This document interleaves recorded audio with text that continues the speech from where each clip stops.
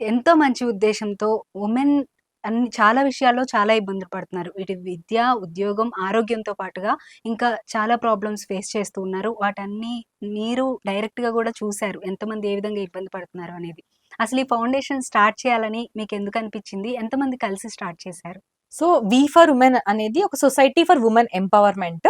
దీన్ని యాక్చువల్లీ మహిళలు అన్నిట్లలో వెనకబడి ఉన్నారు. మహిళలని ఎలాగైనా ప్రోత్సహించాలి, ముందుకు రావడానికి వాళ్ళని ఎంకరేజ్ చేయాలనే ఉద్దేశ్యం నాకు ఎప్పటినుంచో ఉందండి. ఓకే. సో, నా పరిధిలో నేను అనేక రకాలుగా అంటే స్కూల్స్‌కి వెళ్లి అవేర్‌నెస్ కలిగించడము, హ్మ్. గుడ్ టచ్, బ్యాడ్ టచ్ గురించి చెప్పడము. హ్మ్.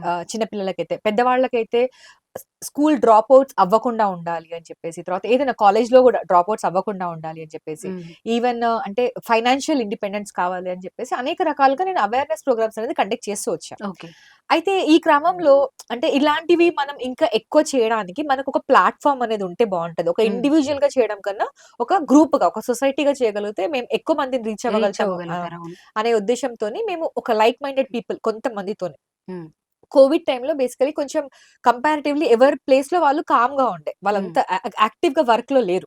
ఆ అవును. టైమ్‌లో 2020 ఇయర్ అనేది ప్రతి ఒక్కరికి జీవితంలో మర్చిపోలేని ఒక మర్చిపోలేరు. సంవత్సరం. అవును. సో, అదే సంవత్సరము మనకు మన రిజిస్ట్రేషన్ నంబర్‌లో ఉండాలి అనే ఒక స్ట్రాంగ్ డెసిషన్ తీసుకొని డిసెంబర్‌లోనే నవంబర్‌లో అనుకున్నాము. అనుకోని ఒక 7 మెంబర్స్ లైక్ మైండెడ్, ఒక డాక్టర్, ఒక టీచర్, హ్మ్. డిఫరెంట్ ప్రొఫెషన్స్ నుంచి, ఒక జస్ట్ హౌస్ వైఫ్, ఓకే. లేకపోతే ఒకరు డిజైనర్, హ్మ్.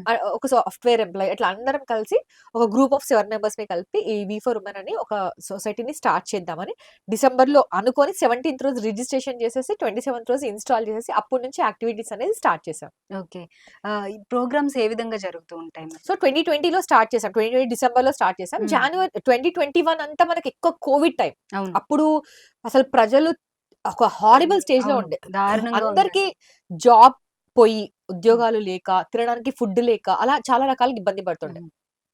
మేము స్టార్ట్ చేసినప్పుడు మా main concept women health, women education and equal opportunities for women అనేది. ఓకే. కానీ అప్పుడు చాలా అప్పుడు ఉన్న సిట్యుయేషన్‌కి తగ్గట్టుగా మేము కొన్ని మెడికల్ క్యాంప్స్ కండక్ట్ చేసాము. బయటికి రావాలంటే మనుషులు భయపడే స్టేజ్ ఉండే. అవును. తర్వాత కొంతమందికి గ్రాసరీస్ డిస్ట్రిబ్యూట్ చేయడము, ఫుడ్ హ్మ్. డిస్ట్రిబ్యూట్ చేయడము అట్లాంటి చిన్న చిన్నవి కండక్ట్ చేసాం ఇనిషియల్‌గా. ఓకే. తర్వాత మెయిన్‌గా 21లో మేము అనుకునే ఒక బిగ్ అచీవ్‌మెంట్ ఏంటి అంటే degree college students, inter college students చాలా మంది అంటే హ్మ్. వాళ్ళ పేరెంట్స్‌కి ఎంప్లాయ్‌మెంట్ తగ్గిపోవడం వల్ల వీళ్ళకు కాలేజ్ ఫీస్ కట్టలేక హ్మ్. వాళ్ళని కాలేజ్ ఆపేస్తామనే స్టేజ్ వచ్చిందనమాట. ఓకే. చాలా మంది అమ్మాయిల్ని ఇంక నువ్వు చదువు, నీకు చదువుకు మేము పే చెయ్యం.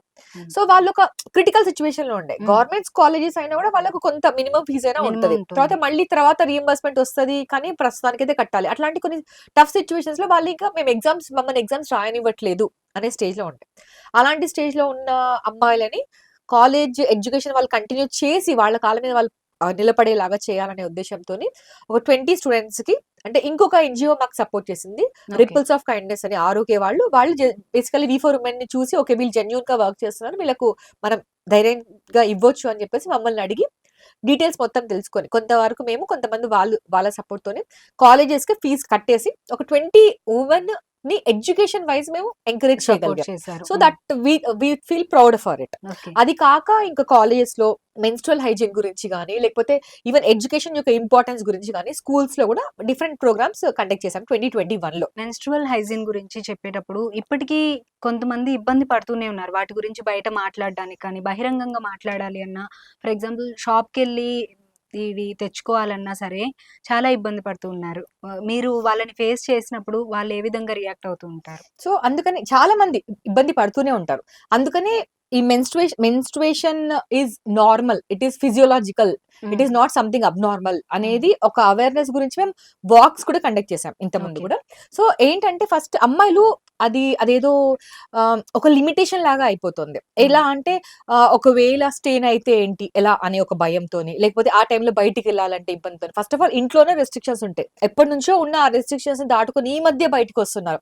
ఆ టైంలో గూడా ఎవరైనా హేళన చేస్తారు అని, లేకపోతే హ్మ్. ఇంకా ఎవరైనా క్వెషన్ చేస్తారు అని, లేకపోతే మనకున్న ఎన్నో సామాజిక పరమైన ఎన్నో లిమిటేషన్స్ వల్ల ఆహ్, వాళ్ళు పూర్తిగా బయటికి రాలేకపోతున్నారు. ఏం చేయలేకపోతున్నారు. హ్మ్. అల్టిమేట్‌గా అదొక వాళ్ళకి లిమిటేషన్ అయిపోతుంది. సో, అవును.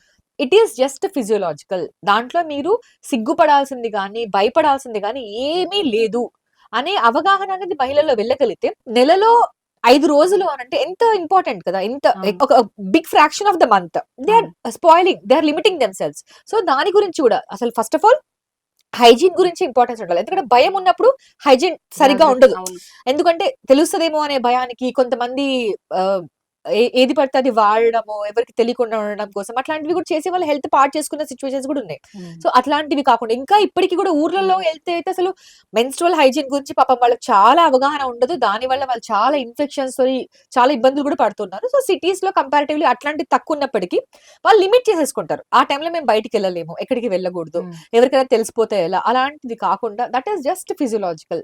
That is a normal thing అనేది ఒక ధైర్యాన్ని, ఒక అవగాహనని మనం పబ్లిక్‌లోకి మహిళల్లో కలిగించగలిగితే అప్పుడు women can grow equal to men. అవును. అబ్బాయిలు చేసేవన్నీ కూడా మేము కూడా చేయగలుగుతామనే ఒక కాన్ఫిడెన్స్ అనేది వాళ్ళకొస్తది. లేకపోతే ఇప్పుడు స్పోర్ట్స్ మెన్ ఉన్నారు ఫర్ ఎగ్జాంపుల్.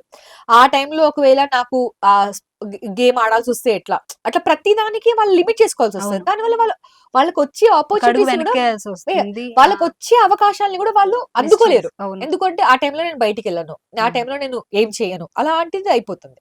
సో, ఫ్యామిలీ నుంచి కూడా వాళ్ళకి సపోర్ట్ కావాలి. మదర్స్ బేసికల్లీ ఈ టైంలో నువ్వు ఇట్లా, అట్లా అని అనకుండా ఇట్స్ ఓకే అనే ఒక ధైర్యం ఫ్యామిలీ కూడా ఇవ్వాలి. వీళ్ళు కూడా ధైర్యంగా ముందుకు రాగలగాలి.